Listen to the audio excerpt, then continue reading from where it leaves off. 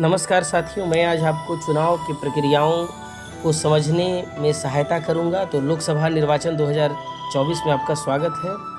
मैं अर्पण Kumar Gupta, master trainer Palamu. आज आपको ईवीएम और इससे जुड़ी बहुत सारी भ्रांतियों और बहुत सारे विधाओं के बारे में परिचित कराऊंगा। तो आइए, स्वागत है मेरे यूट्यूब चैनल पर। इस बार का चुनाव जो है ईवीएम से हो रहा है और यह M3 टाइप मशीन है। इसे M3 मॉडल कहा जाता है, जो बहुत लेटेस्ट मॉडल है। इसमें ये जो बाईं ओर नज़र आ रहा है वह कंट्रोल यूनिट है। बीच में बैलेट यूनिट है जिसमें उम्मीदवारों का नाम होता है, और दाहिनी साइड जो आप देख रहे हैं उसका नाम है वीवीपैट। इस वीवीपैट को प्रिंटर भी कहते हैं। अब आप अपने डिस्प्ले में देख रहे हैं कि बाईं ओर CU और दाहिने साइड CU का पीछे वाला भाग है। तो CU में कैंडिडेट सेक्शन, बैटरी सेक्शन एक साथ होते हैं। ऊपर में डिस्प्ले सेक्शन, नीचे रिजल्ट सेक्शन होता है। पीछे की ओर जहाँ पर वायर को हम कनेक्ट करते हैं, ये देखिए, ये हमारा कंट्रोल यूनिट है। कंट्रोल यूनिट का डिस्प्ले सेक्शन के बारे में आपने जाना। उसके बाद ये बैटरी सेक्शन है, ये तो पहले से ही लॉक रहेगा, वहाँ पर सील लगे रहेंगे। ये आपका रिजल्ट सेक्शन है। रिजल्ट सेक्शन में CRC करना होता है, इसके बारे में आप लोगों ने ट्रेनिंग लिया होगा।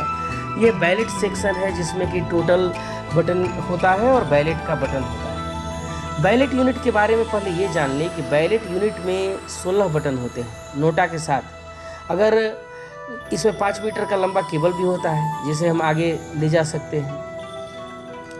ये बैलेट यूनिट में आपको एक रेडी लैंप रहेगा, कैंडिडेट का बटन रहेगा। उसके बाद जब बटन आप दबा देंगे तो एक लाल रंग की बत्ती जलेगी और बीप की आवाज़ करेगी, जिसमें कि आपको बताया जाएगा कि हो गया मतदान। इसमें ये देखिए, ये रेडी का लैंप है। अगर बैलेट हमारा जब दब जाता है तो ये रेडी का बटन दबता है। अगर 16 तक उम्मीदवार हैं तो एक बैलेट यूनिट होता है, उसमें सीरियल नंबर 01 आपको डिनोटेड रहेगा।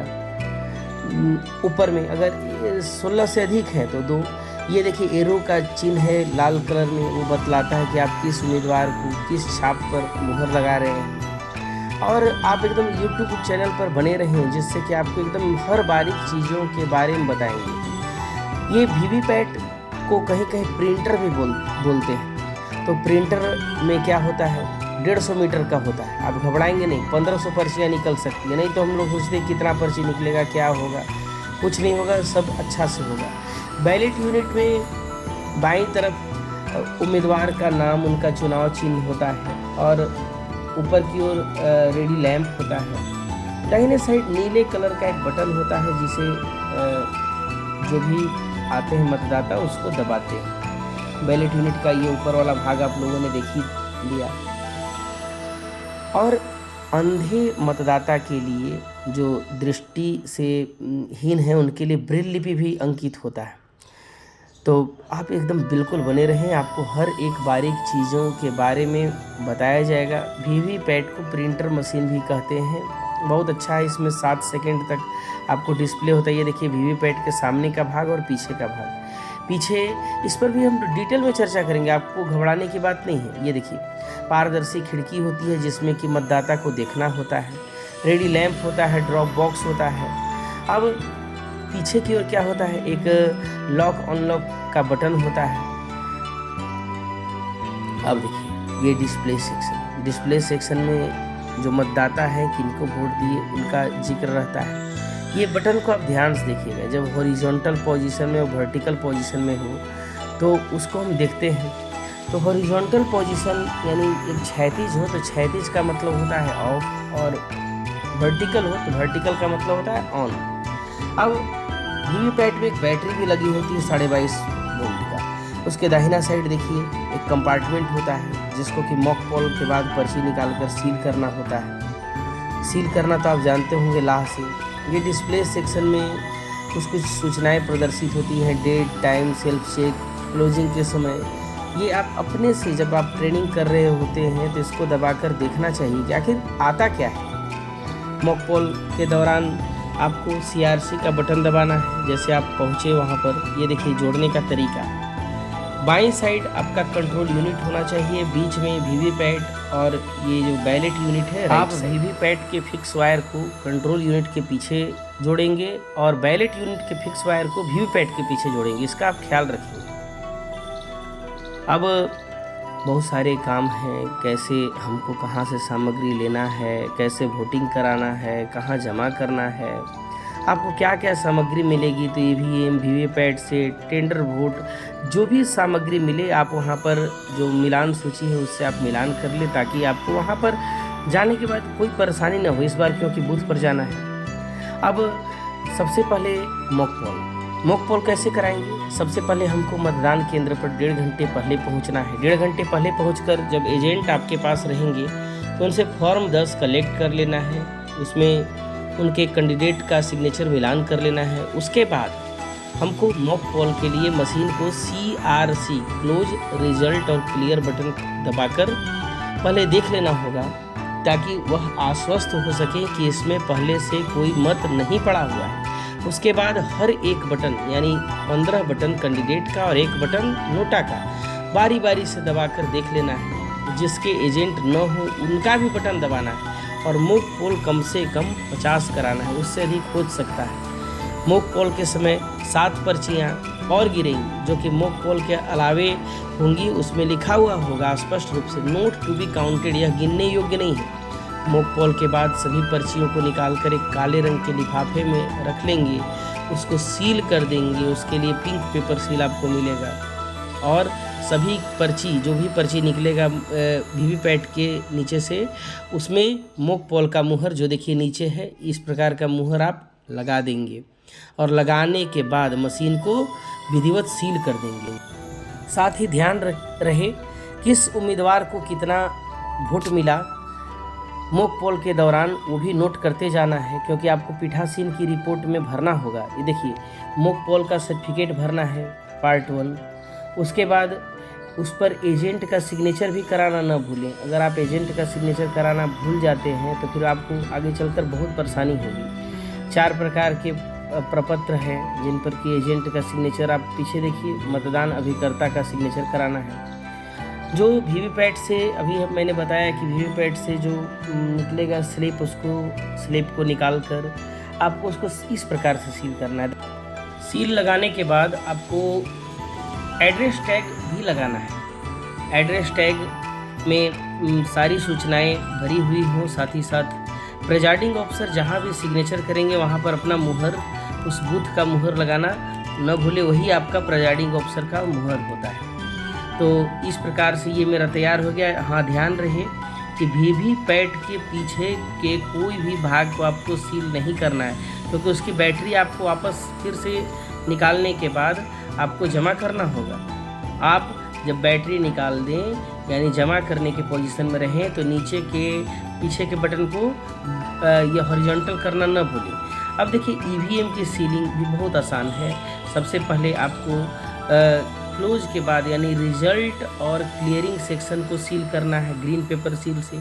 उसको सील करने के बाद ए और बी इस बार नया है, ABCD वाला नहीं है, केवल ए और बी है, उसको सील करना है।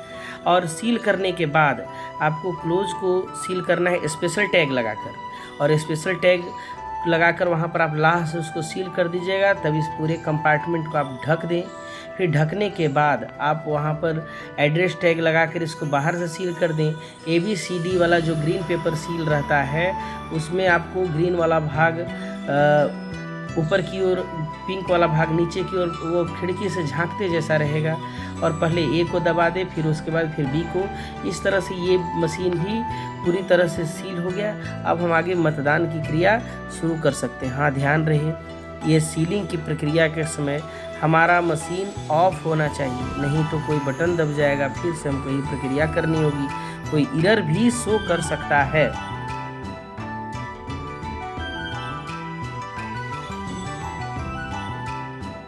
अब बारी आती है वास्तविक मतदान की। वास्तविक मतदान प्रारंभ करने से पहले हम उसको मशीन को ऑन कर लें। मशीन ऑन करने के बाद चलिए अब फर्स्ट पोलिंग ऑफिसर का क्या दायित्व है इसके बारे में हम लोग अब जानेंगे। फर्स्ट पोलिंग ऑफिसर मतदाता सूची का प्रभारी होता है। तो मतदाता सूची उनके पास होगी जो आपको यहाँ से मिला है। और मतदाता सूची में वह पुरुष की स्थिति में उनके नाम और उनके फ़ोटो में डायगोनल क्रॉस करेंगे, और महिला की स्थिति में डायगोनल के साथ उनके सीरियल नंबर को गोला कर देंगे। अगर थर्ड जेंडर की बात हुई तो गोला की जगह पर स्टार कर देंगे, जिससे कि पहचान हो, हाँ इनके पास क्या लाल स्याही होना चाहिए।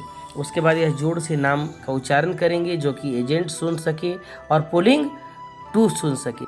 साथ ही पोलिंग 1 का कार्य है उनके दस्तावेजों की जांच करना। 12 प्रकार के दस्तावेज होते हैं, वो कोई भी पासबुक, कोई भी Aadhaar card, PAN card, driving licence, या वो कोई भी फोटोयुक्त सरकार द्वारा जारी दस्तावेज दे रहे हैं तो वो मान्य होगा।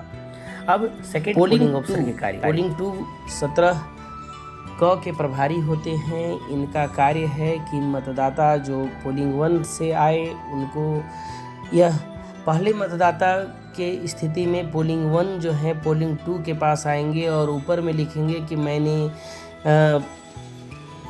सीयू का टोटल बटन दबाया और सुन नहीं पाया, और अपना हस्ताक्षर करेंगे पहले मतदाता की स्थिति में। वह क्या चीज़ में 17 क में। उसके बाद सीरियल नंबर अपना देंगे पोलिंग 2 सीरियल नंबर देने के बाद उनको एक सूची जारी करेंगे, और वह सूची लेकर, वह पर्ची लेकर, मतदाता पर्ची लेकर वह जो मतदाता है P3 के पास जाएंगे, और P3 उस पर्ची को एक नथी करते हुए उनको स्याही लगाएंगे और सीयू का बटन दबाकर इनको मतदान देने के लिए आगे की ओर भेजेंगे। ये देखिए, ये नमूना है आपके 17 का रजिस्टर का, कि जिसमें कि क्या क्या सूचनाएं भरनी है। आपको सबसे पहले सीरियल नंबर देना है, उसके बाद मतदाता का क्रमांक देना है, उनका हस्ताक्षर कराना है। अब P3 का कार्य तो आपको बता दी। P3 उनको स्याही लगाएंगे, स्याही लगाने के बाद पर्ची रखेंगे, पर्ची रखने के बाद उनको बैलेट का बटन देंगे। जब बैलेट का बटन देंगे तो मशीन में एक ग्रीन के साथ रेड लैंप भी जलने लगेगा, और रेड लैंप जलने लगेगा यानी मशीन मेरा बिजी हो गया, और बैलेट बटन पर भी एक ग्रीन बटन जलने लगेगा। जब तक वह मतदाता वहां अपना मतदान नहीं करता है तब तक यह रेड बटन फिर से ऑफ नहीं होगा और वहाँ ग्रीन बटन जलते रहेगा। अब अगर दिव्यांग शिथिलांग मतदाता है तो उनको हमको प्राथमिकता देना है। ऐसे इस बार उनका जो मतदान है घर पर ही करा लिया गया है। अब थोड़ा टेंडर बैलेट, चैलेंज बैलेट के बारे में थोड़ा सा जान जाए हम लोग कि क्या होता है, क्योंकि ऐसी स्थिति में हमको बहुत परेशानी का सामना करना पड़ता है। अगर मान के चलिए कि कोई व्यक्ति आता है वोट करने के लिए और आप कहते हैं कि आपका वोट पहले से पड़ गया और वह व्यक्ति रिजिड हो जाता है, तो आपको उस स्थिति में उसको टेंडर वोट कराना है, क्योंकि आप किसी को उसके मताधिकार से आप नहीं रोक सकते हैं। तो उस स्थिति में टेंडर वोट कराने के लिए आपको उनके दस्तावेज़ों की जांच करनी होगी, और दस्तावेज जांच करने के बाद एक प्रपत्र भराना होगा 17ख, और 17ख कराने के बाद उनको बताना होगा कि आप ईवीएम के जगह पर टेंडर बैलेट से आप मतदान करें। और सबसे पीछे टेंडर बैलेट जो 20 का सेट मिलेगा, सबसे पीछे वाली एक पर्ची फाड़ कर दीजिए, एक लिफाफा दीजिए, प्रवेदक चिन्ह दीजिए। वह व्यक्ति उसी कंपार्टमेंट में जाएंगे, लेकिन ईवीएम के स्थान पर वह टेंडर बैलेट के माध्यम से वह मतदान करेंगे। अब उनकी स्थिति में ये देखिए 17 का फॉर्म भरवा लेना है। अब आपको बतलाते हैं चैलेंज वोट कब होता है। मान के चलिए कोई व्यक्ति वोट देने आया, अब एजेंट जो वहाँ पर बैठे हैं वह बतला रहे हैं कि यह व्यक्ति जो वोट देने आया है वह यह व्यक्ति है ही नहीं। उस कंडीशन में वह व्यक्ति भी वोट देने के लिए रिजिड हो गया और एजेंट भी रिजिड हो गया कि इसको वोट देने नहीं देंगे। तब क्या करना है? अब एजेंट 2 रुपये जमा कर एक फॉर्मेट भरेगा और पीठासीन उनको समझाएंगे। समझाने के बाद अगर एजेंट गलत साबित हो जाता है कि वह व्यक्ति वही है, तो वह व्यक्ति आम मतदाता की तरह वोट करेंगे और एजेंट का 2 रुपये जब्त हो जाएगा। साथ ही साथ पीठासीन एजेंट को फटकार लगाएंगे कि आपने मेरी मतदान प्रक्रिया बाधित करने का प्रयास किया, ऐसा आप फिर से न करें। और अगर वह व्यक्ति गलत साबित हो जाता है कि वह जो जिस नाम से वोट देने आया है वह व्यक्ति वह नहीं है, तब एजेंट को वह राशि लौट जाएगी और वह व्यक्ति को हम पुलिस के हवाले कर देंगे अपना प्रपत्र भरकर। हमको उसके मामला में नहीं उलझना है, क्योंकि हम पुलिस नहीं हैं, हमको अपने से नहीं पकड़ना है। हम SHO को शिकायती पत्र के माध्यम से उसका नाम पता लिख कर दे देंगे, बाकी काम। ये देखिए, अभ्याक्षेपित मत चैलेंज वोट के स्थिति में इस फॉर्म को आपको फिलअप करना होगा, उसकी सारी सूचनाएं लेनी है। अब ये देखिए, वो शुल्क भी इस पत्र के माध्यम से भरना है। थाना के शिकायती पत्र का नमूना है, उसमें सारा डिटेल आपको भरना होगा। अब ASD वोटर के बारे में आपको बतला। ASD वोटर यानी एब्सेंट वोटर, शिफ्टेड वोटर या डिलीटेड वोटर होते हैं, उनके लिए इस बार अलग से सूची मिलेगा। तो पीठासीन पदाधिकारी गहन छानबीन करके उनको वोट देने देंगे, क्योंकि बहुत दिन से तो वोट नहीं किए हैं। संतुष्ट होने पर उनको फॉर्म अनुलग्नक 14 में उनसे घोषणा प्राप्त करेंगे और 17 में उनका सिग्नेचर भी लेंगे और अंगूठा भी लेंगे, और 2 तरह का पहचान पत्र उनसे हम मांगेंगे। उसके बाद उनको हम वोट करने के लिए अलाउ करेंगे और उस प्रपत्र को हम रजिस्टर 17 के साथ रखेंगे। ये देखिए, ASD वोटर के लिए एक प्रपत्र है। आगे हम देखते हैं प्रॉक्सी वोटिंग। प्रॉक्सी वोटिंग का मतलब होता है परोक्ष मत। कुछ सेवा मतदाता अपने बदले किसी दूसरे को मत देने के लिए अधिकृत करते हैं। ऐसे मतदाता वर्गीकृत सेवा मतदाता या CSVS कहलाते हैं। उनके बदले जो मत देते हैं उनको बोलते हैं प्रॉक्सी वोटर। ऐसे मतदाता की सूची अलग से सामग्री के साथ दी जाती है, जो मतदाता सूची के चिन्हित प्रति का ही एक भाग होता है।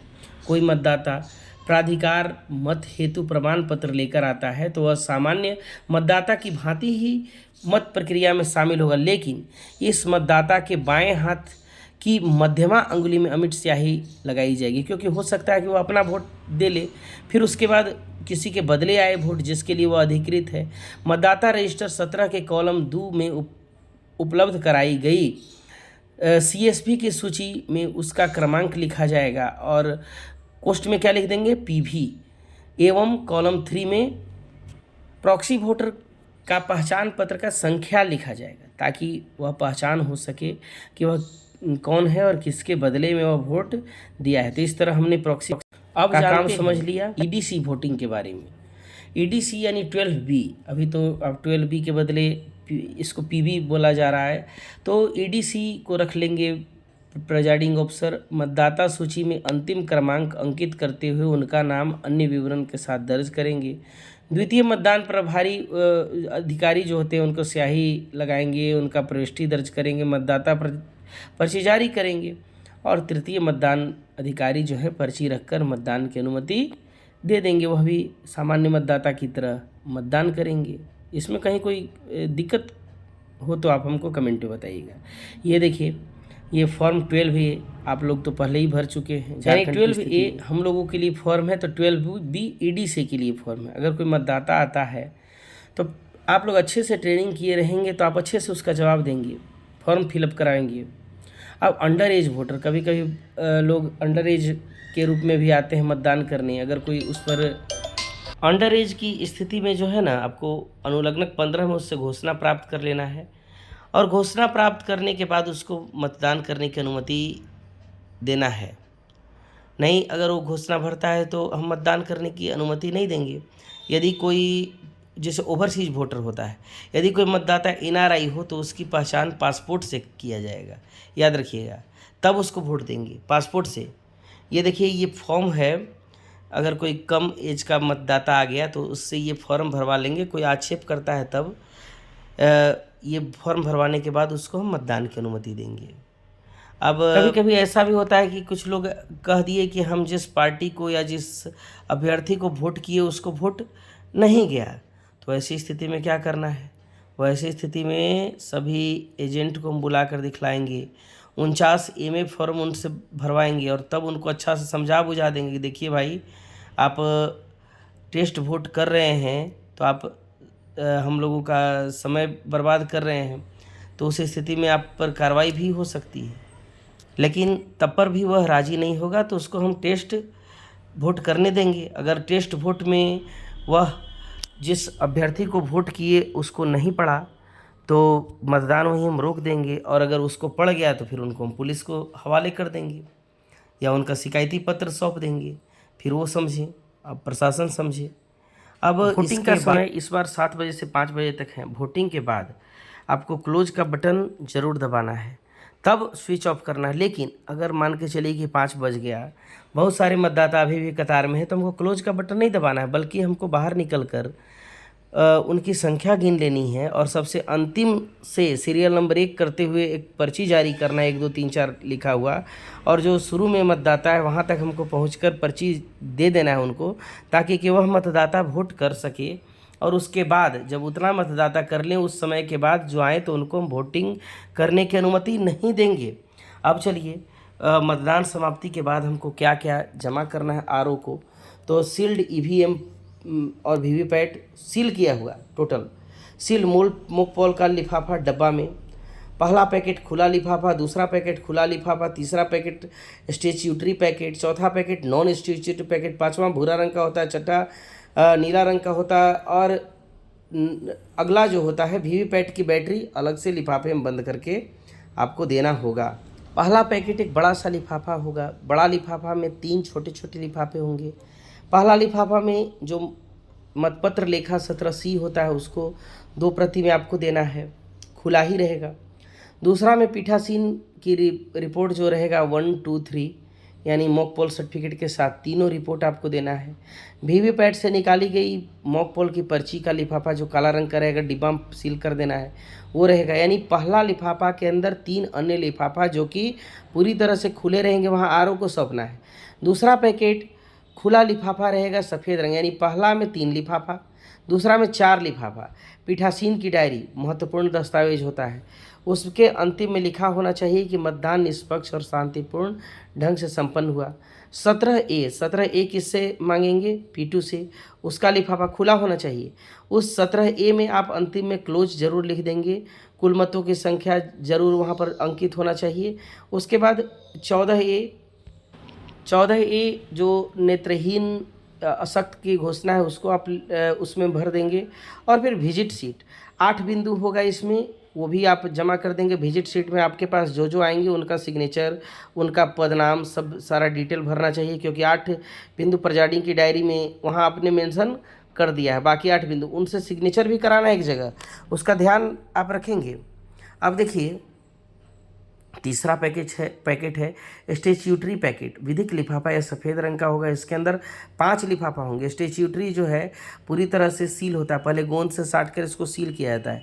तो मतदाता की सूची की चिन्हित प्रति का सील बंद लिफाफा ये कहाँ से मिलेगा? P1 के पास से। और CSBS, वही CSBS अभी तुरंत ऊपर में बतलाए थे, आप उसको देखे होंगे अगर कोई वैसा मतदाता हो तो। फिर उसके बाद उपयोग में लाया गया मतदाता पर्ची का सीलबंद लिफाफा 25-25 का कहाँ से मांगेंगे? P3 से। टेंडर वोट का लिफाफा, उसकी सूची का लिफाफा।